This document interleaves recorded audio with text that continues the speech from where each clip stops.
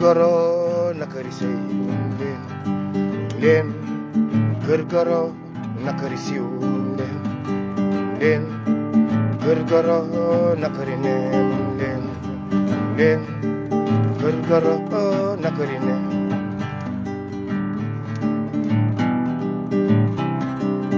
maa ngi naan moom la bàyyi ne non bu ci dugg ay jikkoom neexuma ay jëfam neexuma non elle n'est pas belle c'est une fille de la rue non bu mu fi ne leen kër goro nakari ne leen kër goro nakari siw leen kër goro nakari ne leen kër goro nakari dëgg leen kër goro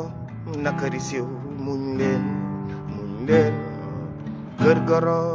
nakari sey basuma mbare safara rek a gën a metti kër goro safara kese moo gën a metti kër goro safara kese moo gën a metti kër goro je signe je persiste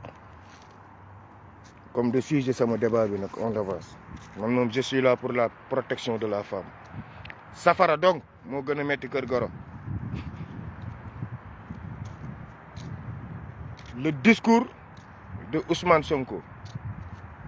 hier en Afrique, plus précisément au Mali.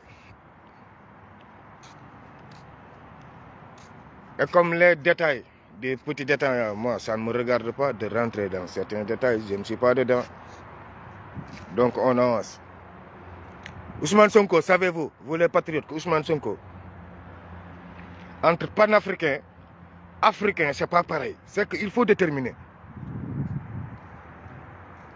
Les panafricains, soit ils sont nés là à Paname, soit ils ont grandi là à Paname,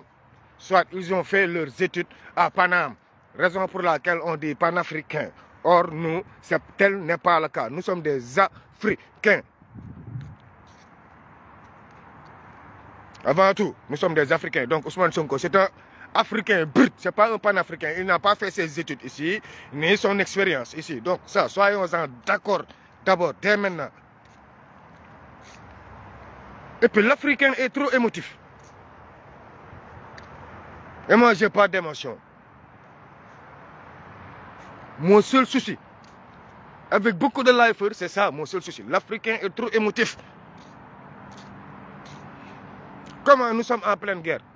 On vient de perdre plus de 100 soldats. Il y en a qui me parlent de Tikenja. Ah!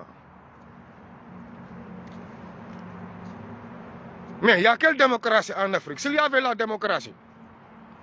à cette heure-là, nous qui nous réclamons panafricains, pensez-vous qu'on sera là à Paname en train de piailler comme les Français qui sont là chez eux et qui parlent de Macron? Pensez-vous qu'il y a la liberté d'expression en Afrique? Négatif. Même au Sénégal, il n'y a pas la liberté d'expression. Disons-nous la vérité. Dieu veut la vérité. S'il y avait la démocratie, personne ne serait là en train de piailler. Dieu veut la vérité. Mais il y en a qui faussent le débat, surtout ce peuple sénégalais. Vous faussez tout le débat complètement. Vous faussez complètement le débat sur toute la ligne. J'ai entendu critiquer Ousmane Sonko, j'ai entendu se rabaisser, j'ai entendu se remonter. Les piaillements là, il faut que ça s'arrête. Sénégalais, Sénégalaises, il faut aller vers l'essentiel. L'essentiel est que comment être africain, comment rester sur la branche africaine. Et qui était le Ousmane Sonko qui a fait le discours avant de commencer ça? Jeunesse de la diaspora. Tous vos problèmes là, vous piaillez, vous parlez sur les réseaux, je vous vois insulter, je vous vois faire du n'importe quoi. Mais les gars, un problème, on ne le règle pas comme ça. Le mouvement nationaliste là, vous diaspora, la France plus précisément, préparez-vous. Ceux qui veulent faire partie de ce mouvement là, préparez-vous. Préparez-vous. Moi-même, je vais faire venir Tahirou Sarr au plus tard d'ici le mois d'octobre ou novembre. On va se poser, il va être plus explicite. Parce que pour moi, il y en a beaucoup qui ne suivent pas les émissions de Tahirou Sarr. J'ai ce problème avec vous, cher peuple sénégalais. Il y a beaucoup de manipulateurs. Ministre de la diaspora, ex-ministre de la diaspora, M. Faye, que j'ai entendu parler de panafricanisme, de nationalisme. Mais toi, tu es fou dans la nouvelle constitution malienne. Qu'est-ce qui se trouve là-bas? Tout fils du Mali doit avoir une carte d'identité. Les fils du Mali qui sont là en France doivent aller au consulat pour prendre des cartes consulaires. Donc, qu'est-ce qui reste? Avoir des cartes de séjour pour les étrangers. Mais c'est ça que Assimi Goïta a voté dans la nouvelle constitution malienne, non? En Gambie, tout près du Sénégal, les étrangers n'ont pas leur carte de séjour. Mauritanie, les étrangers n'ont pas leur carte de séjour. Maintenant, techniquement, allez écouter ce que Tahirou Sarr vous explique sur le nationalisme. Un pays souverain se doit d'être nationaliste d'abord. Et puis, détrompez-vous, vous, peuple sénégalais, si vous pensez que le Sénégal, avec 196 000 km², il est plus riche que le Mali. Vous vous trompez. Les ressources, le sous-sol malien, c'est 1 200 000 km². 10 000 fois plus riche que le Sénégal. Et les Sénégalais manipulateurs là qui disent que qu'est-ce que la Russie peut faire pour nous? Un pays comme le Sénégal, 17 millions d'habitants. Le Mali, 1 200 000 km². 22 millions d'habitants. L'Afrique est dépeuplée pour être développée. Dieu veut la vérité. Amlen Aïdom, il faut faire des enfants. Nous sommes dépeuplés. Le blanc nous a trop cuits. Écoutez-moi très bien aujourd'hui. La Chine, avec 9 600 000 km², la Chine, avec une population de 14 milliards d'habitants, non, 1,4 milliard d'habitants, 1,4 milliard d'habitants sur 9 600 000 km². Je saute la Chine, je vais sur la Russie. Vous les Sénégalais qui manipulez l'opinion, vous les Sénégalais qui n'avez pas compris, vous les Sénégalais qui ne faites pas de recherche, vous manipulez parce que vous vous retardez sur les effets de Tikendia. Non, le Sénégalais est trop maladroit. La Russie, vous savez, c'est la Russie. La Russie fait 17 125 191 km². Dans une population de 146 millions d'habitants. La Russie, 17 millions de km². Qu'est-ce que le Sénégal contient qui ne contient... Boy, ne me faites pas parler. 196 000 km² et 17 000 km². La Russie qui peut donner à toute l'Afrique de l'Ouest du blé pour manger. La Russie qui peut armer toute l'Afrique de l'Ouest. L'Afrique de l'Ouest l'a dit qu'on n'a pas besoin de ça. On a juste besoin d'armement et non d'hommes. Il n'y a pas 120 hommes à l'AS russe. Il n'y a pas 120 Russes. Il n'y a pas 120 Russes. Il n'y a que des formateurs. Les Maliens n'ont pas fait appel à l'armée russe. L'AS n'a pas fait appel à l'armée russe. L'AS veut du matériel militaire pour mener son combat. Soyez logiques dans ce que nous disons et cessons de manipuler. Le Sénégal, pour se défendre, le Sénégal n'a pas cette ressource humaine-là pour tenir tête à ces terreaux-là. C'est impossible. Le Sénégal ne va jamais tenir tête à ces terreaux-là. Et s'il passe par l'Algérie, Mauritanie, vous avez entendu ce que les conseils français disent, que les terroristes menacent le Sénégal. Depuis quand les terroristes ont menacé le Sénégal? Il y a beaucoup de choses qu'on ne peut pas expliquer sur les lives. Pourquoi Ousmane Sonko ne peut pas se permettre de prendre certains engagements? Il le prend. Il n'a qu'à prendre certains engagements. Moi, de ça fait 2 ans en arrière, je vous avais averti, si Ousmane Sonko est élu, s'il réussit les 2 premières années, c'est parce que c'est bon. S'il ne le réussit pas, le Sénégal va connaître son premier coup d'État. Nous sommes en 2024. Je vous donne rendez-vous en décembre 2026. Donc la jeunesse, l'accompagnement est obligatoire. L'Afrique est dépeuplée. Juruñu ay doom pour xeex ak tubaab bi mënul nekk. Juruñu ay doom pour defar usines yi ñuy liggéeyee mënta nekk. Juruñu. Dëgg moo ma sonal tey. Dëgg moo ma sonal. 17 millions d'habitants ñu andil ñu planning familial andil ñu yëpp tubaab teel na xam ne fii la adduna jëm ñoom seen ressource Russie da leen koy bañ jox léegi dañuy ñëw si ñun jël ko par force bu ñu bañee ñu dëmala toj sa lu bon nungu sa ressource mu lay neex mu lay naqari waaye léegi ñun anu suñuy doom ñii ñu ngi planning familial ñaataa dee ci géej gi ñaataa nekk immigration fii di ko galéré di yónnante ngeen foog ne looloy développement ku sa doom nekk Europe nga foog ne tekk na ngeen foog ne looloy développement loolu du développement Afrique dafa ñàng Cheikh Amar Diagne yaa ngi ci biir nguur gi yi nga war tere bëri na de planning familial bi foog ñu éradiquer ko mu leer ñu d'ici 2050 potentiel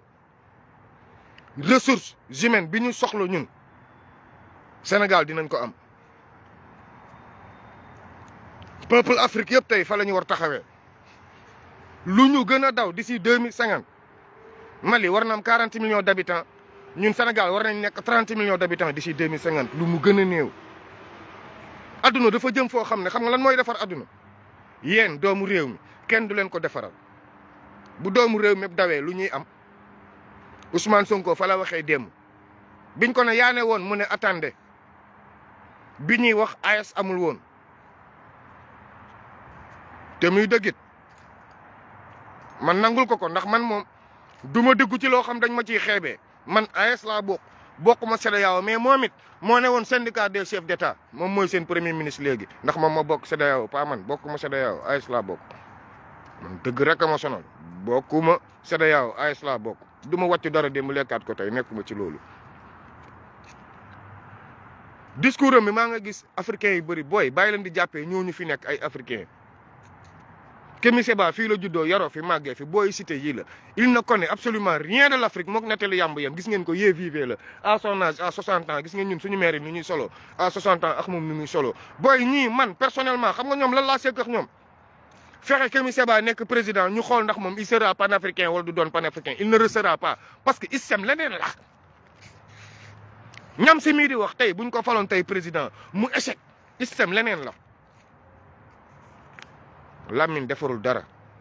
ci guerre lañ nekk Ousmane Sonko wax mu gis africain yëpp jóg di piyaye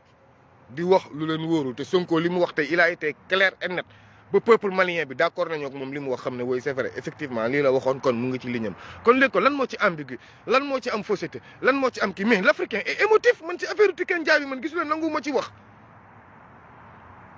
mais Tiken Jah dëgg la wax Afrique amul démocratie dëgg moo ma sonal Afrique amul démocratie man mii militaires yi je supporte les militaires parce que man je supporte mes frères d'armes avant supporter civil yu bëri ndeyam wax yi du ma ko def je ne l'imagine même pas du ma jëndee ay Assimi Goïta Ibrahima Traoré ñoom caani ñii ñëw seen peuple jiital ak ñoo xam ne peuple bi dañ leen buum baa ngi nii jiital leen ñu bokk maax yéen science foofu bokkuñu sax ay onde négatif réew nag day toll foo xam ne yéen jeunesse bi yéen a ko mu ñàkk a ngeen koy ñagee am jom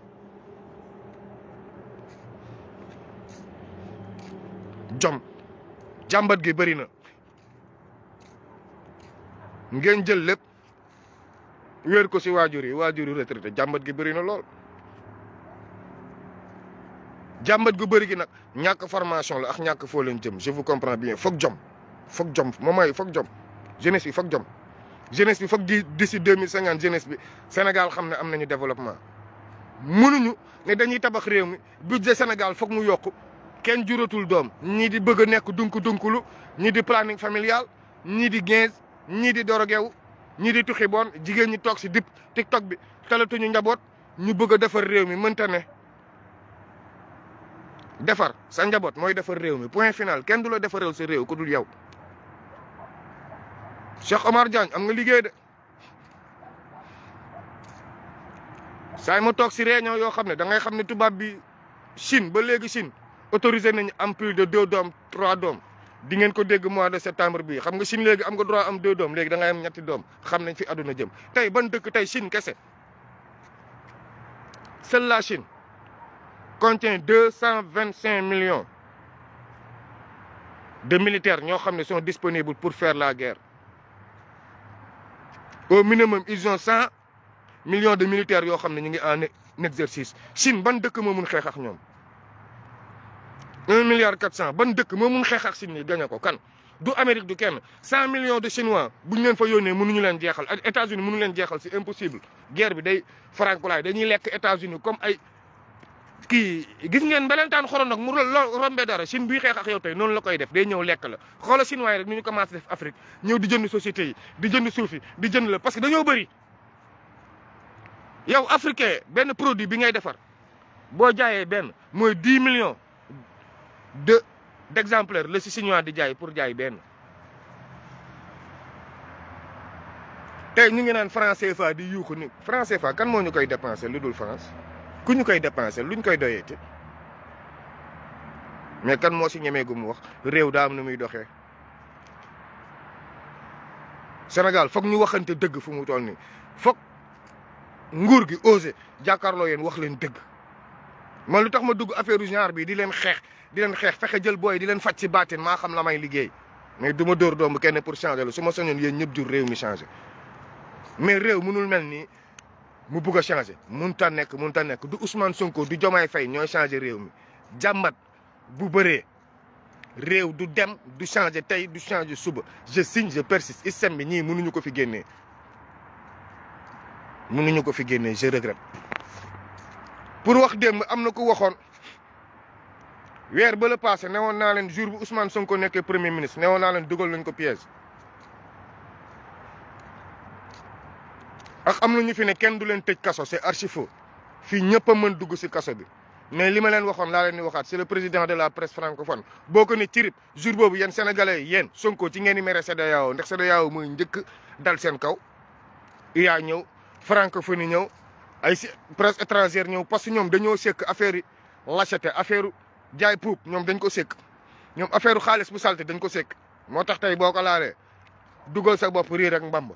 fa la ko teg mais nag bu ko justice laalul tam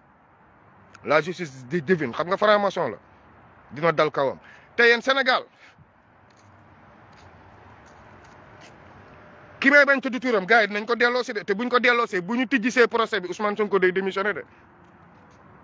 newoon naa leen Ousmane Sonko dugal na boppam lu mu xamul na Mimi Touré nekk premier ministre ba mu réglé affaire Adji Sarr bi soo leen ma weddee nag tubaab du jox Adji Sarr asile bii ñu ma jox man tubaab du ko jox Adji Sarr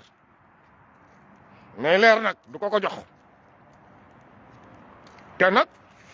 du am doole nag am doole ba moon na la justice a changé xale bu jigéen mi ñibbi si Sénégal kenn du ko yóbbu procès déedéet du fi amee parce que tam tey ñam si man tey li ñam si tey wax ne Ousmane Sonko gën a émotif yëpp ndax moo dem ci salle de massage non gars yi na Adji Sarr ñibbi si ñu éclaircir lii mu jeex sincèrement na Adji Sarr ñibbi si ñu doon fen ñëpp kattantayam tëj seen làmmiñ yi man tey dama déglu tey ñam si tey xajatuma ci àdduna xajatum fi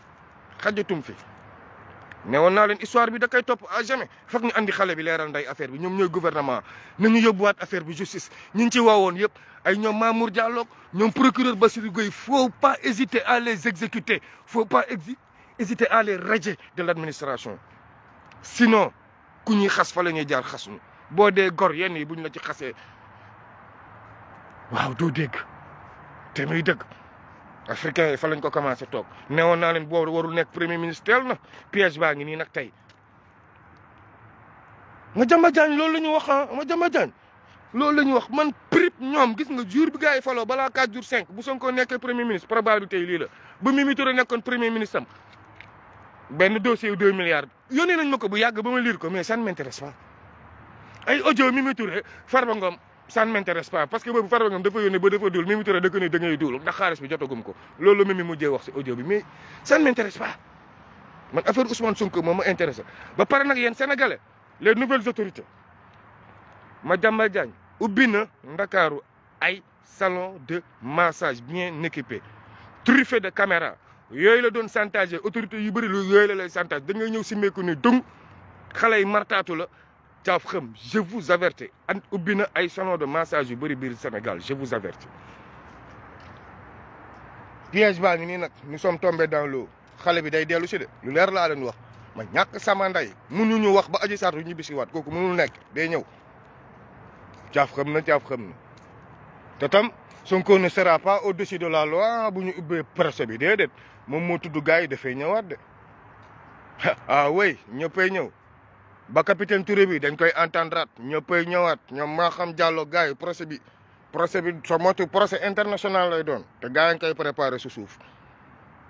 comme nag Sénégal dañ lay gis ak say resta ne la rebelle nga biir Casamance laa dëkk su ma neexee ma ngande pour dem vers la fin sama benn pas ngeen jéggal ma nag tey laa yëg ne dee na sincèrement du ma seetaan information lu bëri pa ndool pa ndool ndeysaan yàlla na ko yàlla yërëm xam nga man bañ nit laa gëm kii wax lu mu gëm ndeysaan yàlla na ko yàlla yërëm kii wax li mu sentir laa yërëm laa gëm mère Maram Ndiaye El Hadj Ndiaye 2S sigil ndigale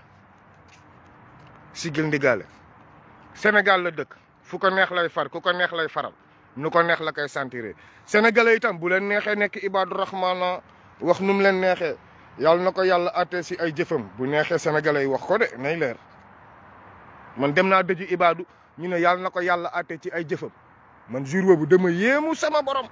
si ñoom toog na Pape Gora Seck jour boobu dama yéemu sama borom man naka la nit mu ne wax lii yàlla na ko yàlla atte ci ay jëfam man moo tax ma teel a dugal sama bopp safara teel a fréquenté Ibadu yi moo tax xoola ma teel a dugal sama bopp safara daaj chambre 18 di wuti leneen préfet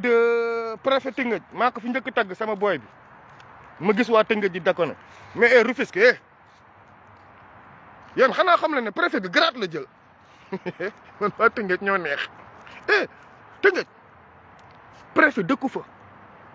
waru fa sax def 3 ans te Diourbel tëxët nañu tëxët boo xam Diourbel genre préfet bi moo fa mën def waaw man j'ai vu la situation gis nga dëkki wolof tëxët ga fa nekk ak bétotisme ba nekk Diourbel préfet booy bi mën na fa dem defar te kii Tëngéej dafa tuuti de trop si moom Diourbel département la Diourbel maanaam région maire la maanaam Diourbel mooy dëkk bu mag bi Diourbel fa la gouverneur nekk même boobu nekkee adjoint préfet département lay gérer la jeunesse de Rufisque gars yi yéen tam kii nag administration la bokk de Tëngéej moomuñu ko de du doomu Tëngéej négatif du doomu Tëngéej du doomu fenn doomu Sénégal la buñ ko affecté tey Ziguinchor dafay wàccat comme dëkkam bokkul fenn Sénégal bokkul ci kenn si ñun kenn man sama boy la neex na ma loolu du mu liggéeyee Tëngéej mais déedéet yéen waa Tëngéej nag yéenay yeggali job bi ndeysaan moo tax tey dama ko seetaan mu ne ndeysaan fii la yàlla waxee xalifatul ard loo am ci àdduna foog mu am njiit loolooy xalifatul ard c'est très important gis nga tey Tëngéej ay magum jëm a gën ko responsable moom le jeune là mais la manière doo ko yàlla joxe autorité ak autonomie bi mu développé affaire boobu mais c'est ça qui a plu à la population de Tëngéej mais du question dañoo déedéet defeewuñu administration encore une fois cofeel ci liggéeykat daf fi gëj a am ba boo ci amee liggéeykat doo ko nangoo bàyyi mu dem kon nag yéen tam préfet sous préfet commissaire yéen tam góorgóorlu leen ba mel comme waa ji foo leen dem kenn du bëgg a ngeen ñibbi yéen ni yéen a koy ñefe tam je veux la vérité ja àla xaw nig ma baatuni yéen a koy ñefe ba ñëpp bëgg leen clôturer sama projet bi du ma ko fàtte de les jeunes filles mères ak jigéen ñi sonn yi gaa yaa ngi dóor di saaga di def lu nekk jigéen ñi ay crime sax day am France ak fépp ci yem man nag maa ngi ak sama ONG fu jigéen sonnee sama numéro bu leen ko fàtte de 07 58 17 95 96 li may am ci kaa nii ça dépasse les bornes mais kaa yëpp laay dóor mu daanu les femmes ne vous inquiétez pas jigéen du sëy 10 ans si kër ñu xëy mu ne dama bëgg a tas ñu ne na andi cal ak bu mu andi cal les femmes góor bu leen si mënul jox seen ndaw seen hymen bu leen laajee virginité yóbbu leen ndeyam brigade de gendarmerie yóbbu leen ko justice tant que delloowul seen hymen seen ndaw bu leen génn gàlle bi su boobaa moom la ñuy noq ci biti devant la justice Sénégal dëkk loi la dafa am article yu bëri ci loi kenn du ko lire foofu laay jaar góor yi nag ñu foog ne damay kompaloo ma kenn ci règlement laay jaar góor yi di leen noq yéen góor ma wax leen ko tey muy leer ba France fii fa laay jaar góor ñi noq leen yéen jigéen xanaa mosu leen xam loi boobu ñu naan leen diine nee nekk yow jigéen dina ñëw am ndaw doon jànk bu neex doon pot meew sëy la 4 ans 5 ans ba mel ni barigo nga xëy fase ko ñu naan la da nga koy delloo cal lan mooy delloo cal loolu c'est quelle façon de religion jigéen sëy 5 ans jur ñaari doom perte virginité am être biforme ay weenam daanu ay laxam fu mu toll weenam yi di senn ñenn ñi am syphilis di siit ndax katante bu metti tey ngeen bëgg a ñëw tey jigéen boobu tey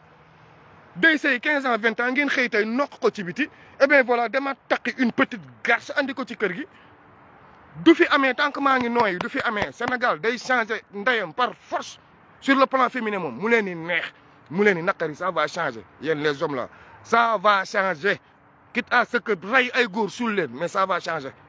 jigéen ñi foog ñu am jàmm on en a marre souffrance bu jigéen ñi di dal dafa doy te yéen nguur gi boo leen ko d'accord ma dërëj leen Sonko xaadar ci biir kër gi jeex na fi man moom nay leer de yaa xasa diite nag je m'en fous rusatuma kenn jigéen moom ku ko dërëj sama kanam ngay am lu leer laa lay wax yéen les femmes soyez éveillées bàyyi leen di sëy ay 15 ans 10 ans ñu noq leen si biti ngeen génn dem seen kër di fa déranger amatu leen fa yoon kër gii ngeen sëy si boo leen fa xasee perte seen virginité bu leen fa génn